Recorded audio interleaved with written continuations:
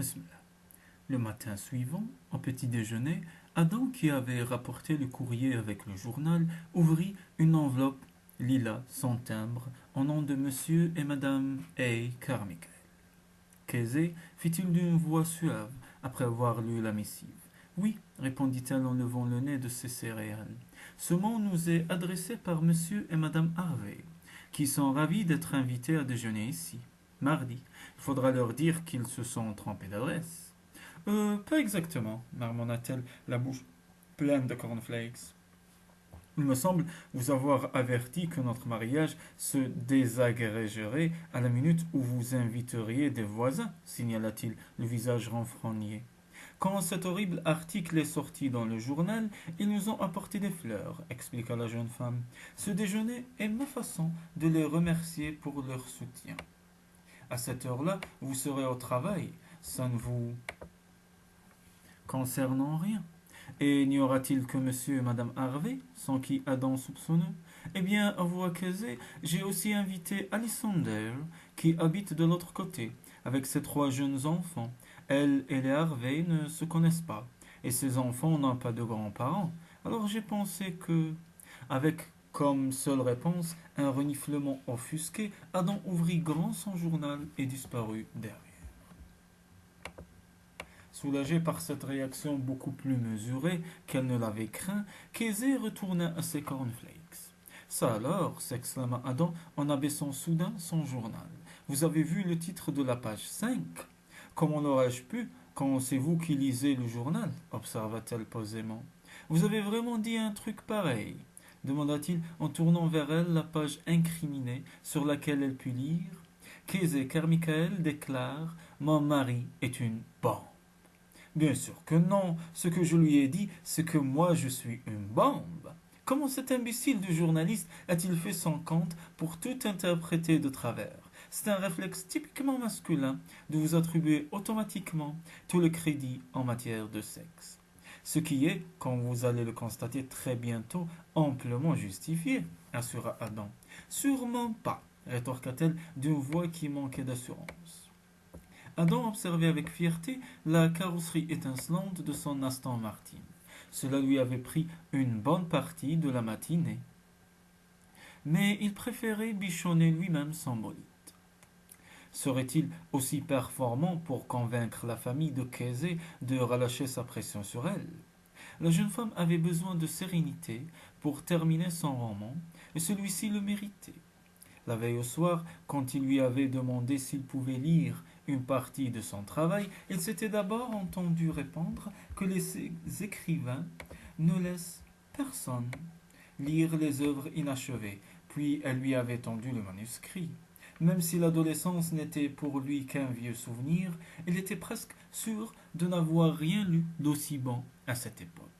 Casey avait réussi à capter le sentiment d'angoisse qui prévalait à cet âge tout en y injectant une dimension comique. Son livre laissait espérer qu'il pourrait toucher à ce but presque inaccessible, aider les adolescents à ne pas se prendre au sérieux. Si cette histoire d'écriture lui était toujours apparue comme une chimère, il fallait reconnaître que Casey avait visiblement le don de concrétiser ses rêves. En entendant un crissement de pneus sur le gravier, il rejoignit sa femme sur le seuil de la porte pour accueillir sa famille. On va leur en mettre plein la vue, lui murmura-t-il à l'oreille, tressaillant de plaisir au sourire coquin qu'elle lui retournait. Pourtant, ils ne demeurèrent dans les bras l'un de l'autre que fugitivement, car elle se rua pour arracher le bébé avec tous ses accessoires des bras de Karen. Laisse-moi faire, dit-elle, alors qu'Adam levait les yeux au ciel. Chérie, c'est beaucoup trop lourd pour toi, déclara-t-il plein de sollicitude, en lui prenant des mains le siège de bébé. N'est-ce pas qu'elle est magnifique? Demanda Casey en voyant qu'il posait les yeux sur sa nièce. Il trouvait personnellement que ce bébé, avec sa face rougeaude et sa bouche baveuse, était tout à fait ordinaire. Il y avait fort à parier que la fille de Casey serait bien plus jolie que cela, même si c'était le cadet de ses soucis d'imaginer à quoi ressembleraient les enfants de Casey. Magnifique, acquiesça-t-il, peu contrariant, en jonglant avec le siège de bébé afin de tendre la main au père de son épouse, qui faisait de même de son côté avec sa canne. Il embrassa ensuite Karen, qui était venue sans Mike, ce qui importait peu, car il n'était pas la cible de la manœuvre. Quand ils furent tous rentrés dans la maison, il y eut encore fort à faire pour empêcher Casey de porter toutes les valises à l'étage, tout en faisant du café et en nourrissant sa nièce au biberon. Pas étonnant que personne dans cette famille ne sache lever le petit doigt. Il l'envoya avec les autres au salon, puis mit la bouilloire à chauffer et s'occupa lui-même des bagages. Il installa Ed dans une chambre du rez-de-chaussée pour lui éviter d'avoir à monter l'escalier, tandis que le sac de Karen ainsi qu'un berceau et une montagne de matériel de bébé atterrissaient dans ce qui avait été jusque-là la chambre de Casey. Il se rappela alors, même s'il ne l'avait évidemment pas oublié, que ce soir, lui et sa femme allaient partager le même lit. Ce soir, il n'accepterait aucun refus de sa part, quoique il savait bien qu'il y serait obligé, car Casey, sans qu'il ait compris comment, avait réussi à prendre les cartes en main et contrôler la situation, que cela lui plaise ou non. Il n'avait pas envie de tout perdre. De retour dans le salon, il se dirigea droit vers sa femme et, se penchant au-dessus du canapé, lui déposa un baiser sur le sommet du crâne. Comment vas-tu, mon amour demanda-t-il avec tendresse. Tu te sens mieux? Elle est malade s'inquiéta aussitôt Ed, alors que Casey le regardait stupéfaite. Elle travaille trop, dit Adam. Il faut toujours que je la force à en faire moins. Quel travail demanda Karen, curieuse. Le journal dit que vous avez une gouvernante. Je n'entends pas de mon épouse qu'elle s'occupe des corvées ménagères, rétorqua-t-il, constatant à l'air coupable de Karen qu'il avait été insensible. Non, c'est à son livre que Casey travaille avec trop d'acharnement. Le regard médusé de Karen indiquait clairement qu'elle n'avait jamais considéré l'écriture comme un travail, s'agissant de sa sœur. Et vous, Karen, je crus comprendre que vous ne travailliez pas en ce moment. Vous avez pris un congé de maternité? Eh bien oui, mais ce n'est pas facile de s'occuper seule d'un bébé, répondit la jeune femme avec des trémolos dans la voix. C'est vrai, reconnut Adam sur un ton faussement innocent. Vous vouliez donc que Casey vous serve de nounou, n'est-ce pas? Pour pouvoir reprendre votre boulot d'avocate. Si le regard avait pu tuer, les coups de poignard que lançaient les yeux de Casey l'auraient cloué sur place. Casey sait toujours ce qu'il faut faire, dit Karen, les lèvres tremblotantes. Elle s'occuperait bien mieux de Rosie que moi. Ça, ce n'est pas vrai, mon trésor, protesta chaleureusement Casey. Rosie est parfaitement heureuse, ça se voit. Elle dort comme un ange dans son siège auto depuis que vous êtes arrivé. Karen croyait pourtant dur qu'en faire à ce qu'elle venait de dire. En fin de compte, l'égoïsme qui l'a poussé à tout attendre de Casey relevait surtout du manque de confiance en soi. En l'attaquant, il ne ferait que pousser Casey à s'apitoyer sur sa sœur, ce qui n'était pas bon pour personne. Aussi, déclara-t-il, évidemment que c'est faux. Élever un bébé demande un temps d'apprentissage, c'est tout. Vous vous en tirerez très bien, conclut-il, avant d'orienter en douceur la conversation vers des sujets moins périls. Comme il se tenait toujours derrière le canapé, il commença à masser la nuque de Casey, comme l'aurait fait un mari aimant, ce qui l'obligeait à enfouir ses doigts dans l'épaisse masse ondoyante de sa chevelure pour atteindre la peau soyeuse. Imperceptiblement, il la sentit se cabrer à la rencontre de sa main. Durant tout l'après-midi, il s'arrangea pour ne jamais rompre le contact physique avec sa femme. Vous en faites des tonnes, finit-elle par lui chuchoter, alors qu'il se trouvait dans la véranda de derrière pour prendre l'apéritif. Elle était installée sur la balancelle, les jambes allongées, en train de câliner le bébé, quand Adam vint s'asseoir à l'autre bout. Elle allait retirer ses pieds quand il les attrapa et se mit à jouer à ce petit cochon avec ses orteils. Sans prononcer les paroles, bien sûr, mais elle savait très bien ce qu'il faisait. Est-ce que lui se rendait compte de ce qu'il faisait, à part profiter du meilleur moment qu'il ait jamais vécu? Bien sûr, il jouait la comédie, c'est tout. Et il en faisait juste assez pour convaincre sa famille par alliance qu'il adorait Casey. Aïe, voilà qu'il se mettait lui-même à utiliser ce mot. Ah non, c'était juste un mot, ce n'est pas parce qu'il y pensait que c'était vrai. Néanmoins, peut-être valait-il mieux calmer le jeu et s'en tenir aux mots doux. en oubliant les caresses, ce qui lui donna la sensation que ses mains oisives avaient abandonné la tâche pour laquelle elles étaient conçues. Ils dînèrent tard, après que Rosie eut été mise au lit. Pendant le repas, Karen leur apprit qu'ayant entamé une procédure de divorce, elle s'installait pour de bon à Parkvale. Le bilan d'Ed n'était pas fameux non plus depuis le départ de Casey. Tous les deux s'apitoyaient visiblement sur leur sort. Pensa Adam peu charitablement. Alors, qu'est-ce que vous pensez de l'article de l'autre jour demanda enfin Karen, en évoquant le scoop du moment. On dit que vous faites chambre à part. Cette femme n'est restée ici que quelques jours, signala Casey. Quand elle est arrivée, Adam et moi venions de nous disputer, et j'ai dormi quelques nuits dans la chambre d'amis. C'était à cause de ma jalousie maladive, la soutint-il, mais voyant Casey qui buvait un verre d'eau manquer de s'étouffer, il s'inquiéta. Ça va, ma chérie? Pourquoi donc étiez-vous jaloux demanda Karen. Je l'avais surprise en train de flirter avec le jardinier, improvisa-t-il. Je veux dire que j'avais cru qu'elle flirtait avec le jardinier, se reprit-il vivement après avoir reçu un violent coup de pied dans les mollets. Ce n'était pas le cas, bien sûr, et elle a décidé d'aller dormir ailleurs jusqu'à ce que je retrouve mon bon sens. Je lève mon verre à la famille Green, déclara-t-il, choisissant de porter un toast pour se tirer de ce mauvais pas. Tous levèrent leurs verres. Cependant, en croisant le regard de Casey, il vit qu'il était brouillé de larmes, et dès la fin du dîner, elle les priait de l'excuser, invoquant la fatigue pour se retirer. Qu'est-ce qu'il avait fait de mal? Déchiré entre l'envie d'aller la rejoindre, l'obligation de se montrer courtois envers ses hôtes et le besoin de rattraper le manque d'égard dont il avait fait preuve envers Karen, il finit par conclure que Casey apprécierait davantage qu'il demeure avec sa famille. Et il attendit plus d'une heure avant de la rejoindre. Les lumières étaient éteintes dans la chambre et il ne pouvait discerner aucun son. Casey dormait-elle déjà? Lui-même était sûr de ne pouvoir fermer l'œil de la nuit. Couché dans le même lit qu'elle. Ah, ce qu'elle était exaspérante.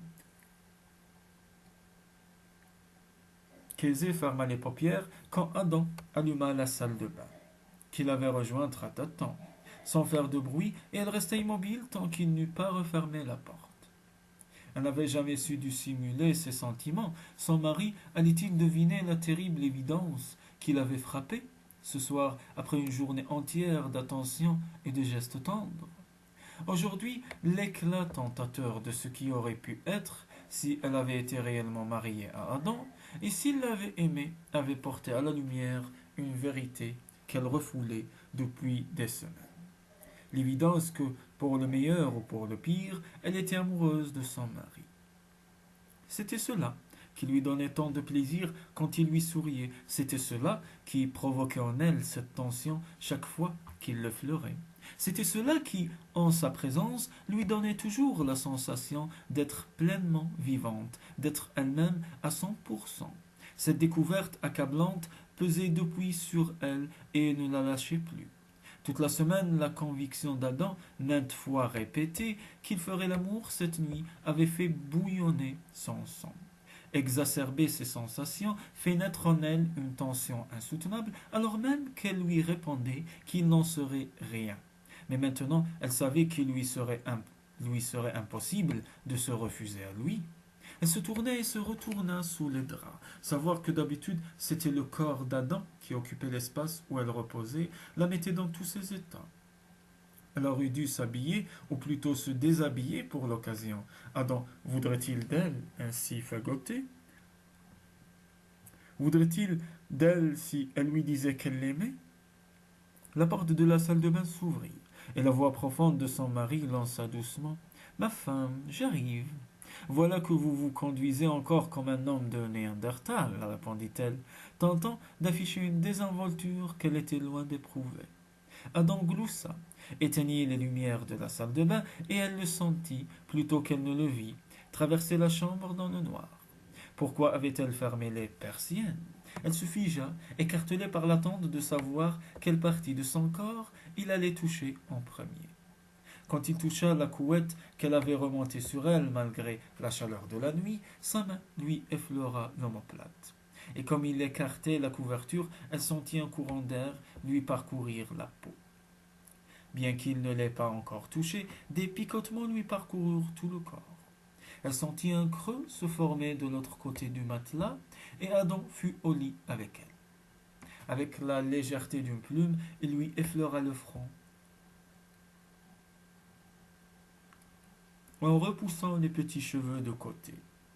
Puis il glissa un doigt le long de l'arête de son nez pour aller dessiner l'arc de sa lèvre supérieure. Elle prit le doigt dans sa bouche et le mordillait jusqu'à ce que Adam se mette à haleter. Alors elle en caressa le coussinet de sa langue. En fixant les doigts dans ses cheveux, il glissa la main sous sa nuque et la rapprocha de lui, tandis qu'elle levait timidement la main pour aller à sa rencontre.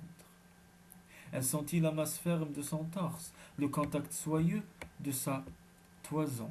Était-il déjà nu? Elle discernait un froissement de soie contre sa hanche et en conclut qu'il portait un boxer short. Tâtonnant sur ses épaules, il grogna soudain. Mais comment êtes-vous attifé?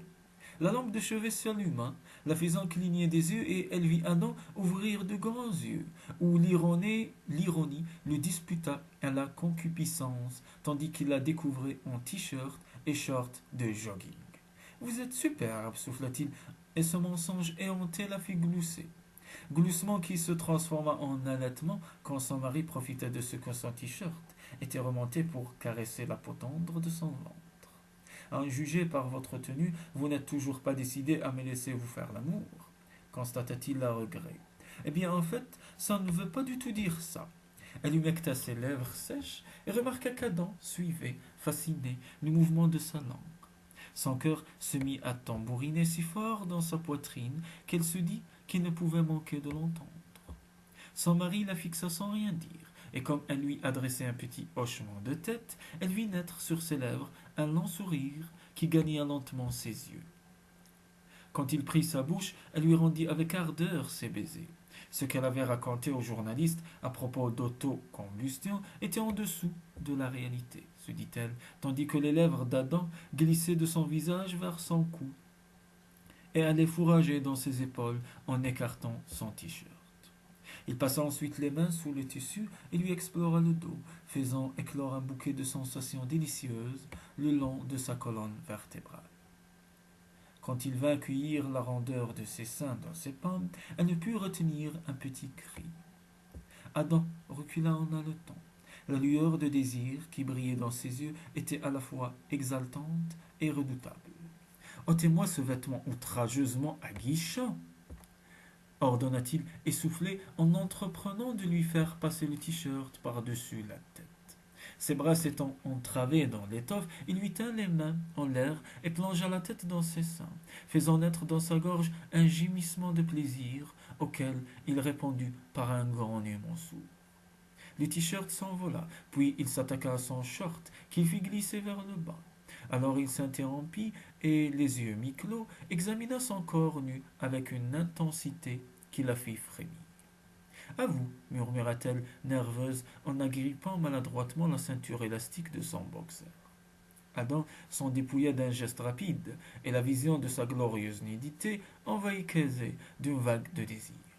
Elle posa la main sur sa bouche, puis glissa en une longue caresse sur son cou, jusqu'à sa poitrine, puis de là à son ventre, pour finir sur son sexe. Mon amour, tu es si belle, dit Adam en se penchant vers elle pour lui faire sentir à quel point il était dur et la désirait. Se cambrant alors vers lui, Kézé se mit à vibrer de tout son corps, tandis que de sa gorge montait un son guttural presque douloureux. Elle se sentait prête, mais Adam continua d'user de sa bouche et de ses mains avec une indicible lenteur, aussi frustrante qu'envoûtante, explorant chaque pouce de son corps pour l'amener à un degré de désir qu'elle n'avait même pas rêvé connaître. Et au moment où elle pensait qu'elle allait en mourir, il la fit brusquement sienne. Quand Kézé émergeait du plus profond sommeil qu'elle ait jamais connu, elle était seule dans son lit. Après s'être brusquement redressée, elle se détendit en entendant couler la douche dans la salle de bain et resta voluptueusement allongée, laissant des souvenirs de la nuit surgir à sa mémoire. L'intimité et la passion qu'ils avaient partagée avaient dépassé tout ce qu'elle avait pu imaginer. Malgré son inexpérience, il lui semblait évident que c'était aussi ce qu'avait ressenti Adam. En tout cas, suffisamment pour avoir eu envie de renouveler l'expérience 2 fois durant la nuit. Et maintenant, son corps qu'elle croyait rassasié la picotait déjà, prêt à recommencer. Certes, mais qu'allait-il advenir de leur mariage? Leur relation avait changé de nature, mais elle n'était pas assez naïve pour espérer qu'Adam soit tombé amoureux d'elle à la faveur de cette nuit. La douche s'arrêta, et elle attendit que son mari sorte désappointé de le voir apparaître totalement habillé. Son bonjour enjoué mourut sur ses lèvres quand elle croisa le regard glacé d'Adam. Il faut que nous parlions, dit celui-ci en s'asseyant à l'extrême bord du lit pour laisser le plus grand espace possible entre eux. Elle attendit, redoutant de bégayer si elle parlait, et comme Adam paraissait avoir du mal à trouver ses mots, il régna pendant un moment entre eux un silence contraint. Nous avons fait une erreur cette nuit. Je sais que c'était mon idée et que je vous ai poussé à le faire, mais ce n'était pas bien. Pourquoi réussit-elle à demander d'une petite voix. J'aurais dû comprendre que, parce que vous manquiez d'expérience, cela aurait pu plus d'importance pour vous. Alors que ça n'en a aucune pour vous, dit-elle sonnée. Vous savez bien que ce n'est pas vrai, s'insurgea Adam, tandis que ses yeux prenaient une nuance indigo. Si c'était seulement parce qu'il s'inquiétait pour elle, elle pouvait le rassurer. Aussi se pencha-t-elle pour poser sa main sur la sienne. Kézé, dit Adam en retirant sa main comme si elle l'avait brûlée. Cette nuit a été incroyable, mais ça ne change rien entre nous. Vous et moi sommes trop différents. Vous voulez qu'un homme vous adore, c'est votre rêve, et vous méritez de l'accomplir. Mais moi, ce n'est pas mon truc. Alors faire l'amour, enfin le sexe, ne fait que tout embrouiller. Elle renifla rageusement. Malgré les larmes qui lui brûlaient les yeux, elle refusait de pleurer devant lui et se cuirassa pour lui mentir en priant pour paraître convaincant.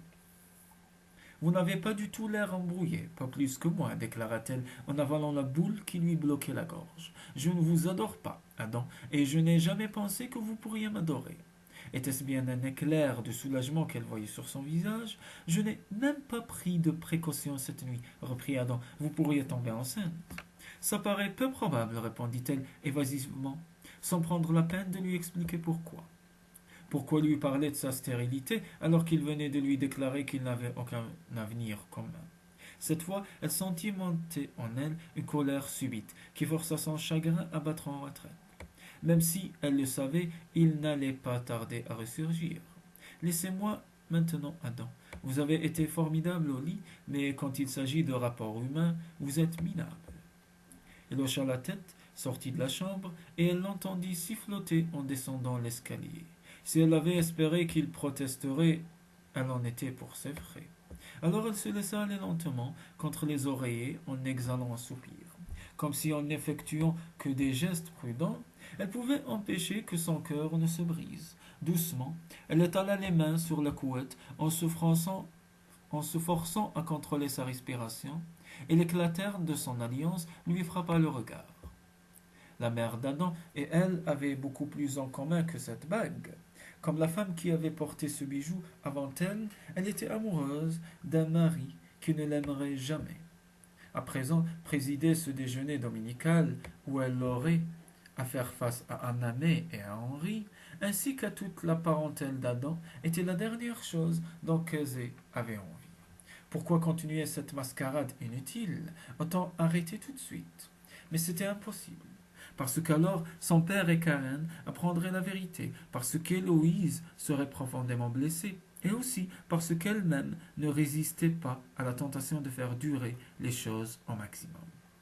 Et puis, Adam et Sam avaient encore besoin de temps pour monter un dossier solide contre les dernières volontés de James. Le show devait continuer. Heureusement, son mari et elle n'auraient guère l'occasion de se croiser en préparant la réception de leur hôte. Adam s'occupait du barbecue, tandis qu'elle devait confectionner une demi-douzaine de salades composées, ainsi que le gâteau préféré de Louise, un fraisier.